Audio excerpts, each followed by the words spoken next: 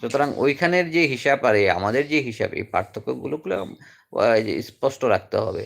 এবং আমাদের হচ্ছে যে যে এই যে মধ্যপ্রাচ্যের যুদ্ধের পক্ষে আমরা, ট্রাম্পের পক্ষে না, আমরা শান্তির পক্ষে। এবং উনি যেভাবে হামলা করছে যে আমি ইরানিদের স্বাধীনতা চাই, আসলে ইরানির যে গুটিকা, এগুলো ইরানের মানুষই তো স্বাধীনতা চায় না। এখন আপনি টাকা পয়সা দিয়ে মব সৃষ্টি করে স্বাধীনতা কিভাবে দিবেন?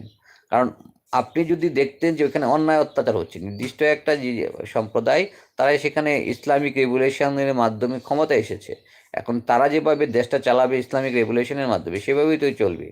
জনগণকে ওইভাবেই বা আলোয় এবং প্রদবে থাকতে হবে।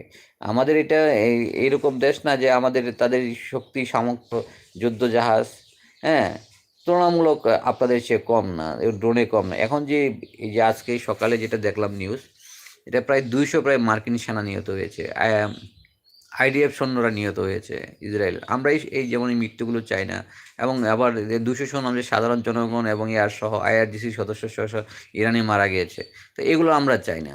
আসলে এই যে পাল্টাপাল্টি হামলা হবে, কিছু যে লোক মারা যাবে এবং কিছু লোকের যেটা হচ্ছে যে কিছু লোকের আগামী দিনে কিছু লোককে আপনারা শায়েস্তা করার জন্য চেষ্টা করবেন। এই জিনিসগুলো থেকে বেরিয়ে আসতে হবে। আসলে আসলে মানুষকে ভালোবাসতে হবে, মানুষের শ্রদ্ধা ভক্তি নিয়ে পৃথিবীতে বেঁচে থাকতে গেলে সবার সাথে সমঝোতা করতে হবে। আপনি